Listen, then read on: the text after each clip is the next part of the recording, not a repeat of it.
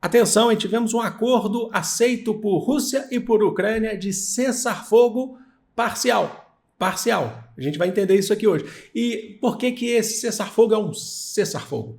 Porque todos os cessar-fogos que existem entre Rússia e Ucrânia dependem das condições a posteriori. O que significa isso? Eles não são feitos, esses acordos não são feitos com uma bilateral entre Ucrânia e Rússia, tá? Com intermediação dos Estados Unidos, que conversa separadamente entre um e depois com o outro, só que aí depois começam as provocações. A gente tem visto isso direto e vamos ver agora qual que é a nova, né? Deixa eu abrir aqui a imagem para vocês, porque assim a gente vai deixando tudo pronto aqui. Nós temos aqui o que está acontecendo, com aqui um mapa da guerra, um mapa, na verdade, do Mar Negro, tá bom? Vamos lá, o que acontece? Seguinte, a gente teve em reuniões separadas na Arábia Saudita, eu já expliquei em outros vídeos o porquê na Arábia Saudita. A Arábia Saudita se coloca como um ponto de reuniões para poder ter boas relações nesse sentido.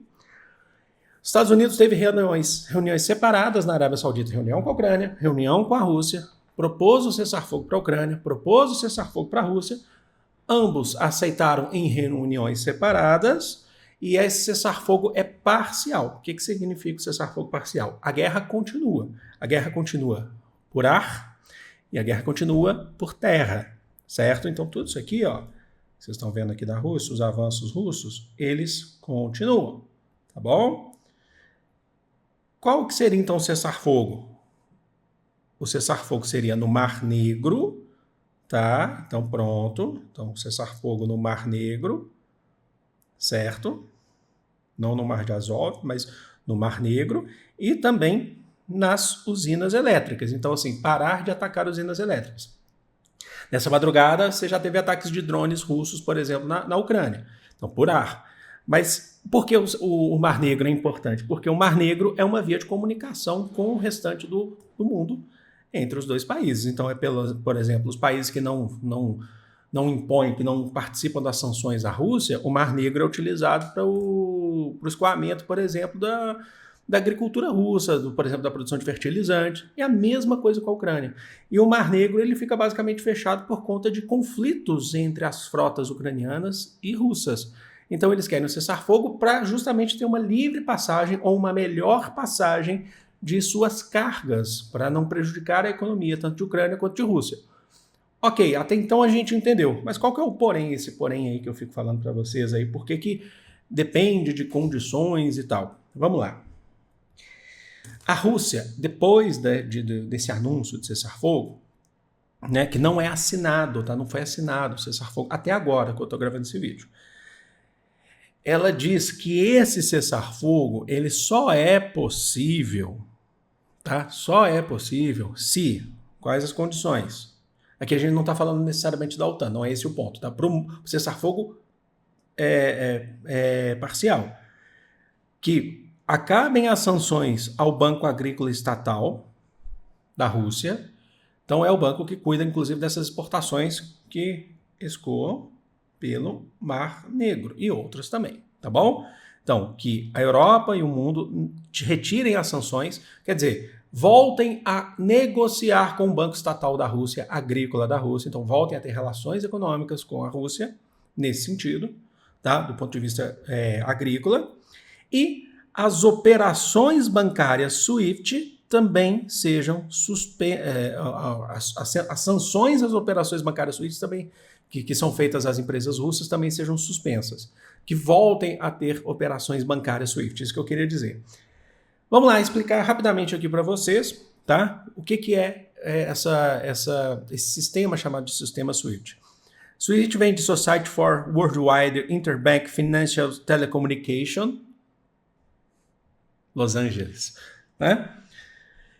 É um sistema, não é uma instituição financeira, não é uma operação feita com dinheiro. É um sistema de informações, olhando de maneira bem direta aqui para vocês, e transferências financeiras entre instituições financeiras. Então, é um sistema que existe desde os anos 70, que prega pela transparência de informações entre as instituições financeiras.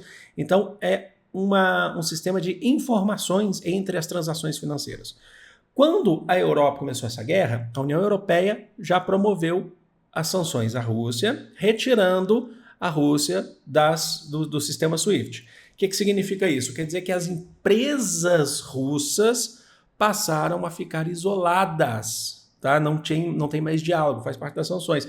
Isoladas dentro da Europa, porque você não tinha mais informações, você não tinha mais relações, certo? De comunicação entre outras instituições financeiras da Europa e a Rússia. Então, isso prejudica, logicamente, a economia russa. Então, o que o Kremlin falou? Então, para poder ter esse cessar-fogo parcial, o Banco Agrícola da Rússia, estatal, tem que acabar, as sanções a ele têm que ser suspensas e as voltas às atividades comerciais e as operações SWIFT, o sistema SWIFT para as instituições financeiras russas devem retornar, tá bom? Então, assim, ele falou, tem que suspender as sanções para a gente pensar no cessar-fogo. Então, é além do que a gente estava falando, por exemplo, sobre a Ucrânia entrar na OTAN, para esse cessar-fogo.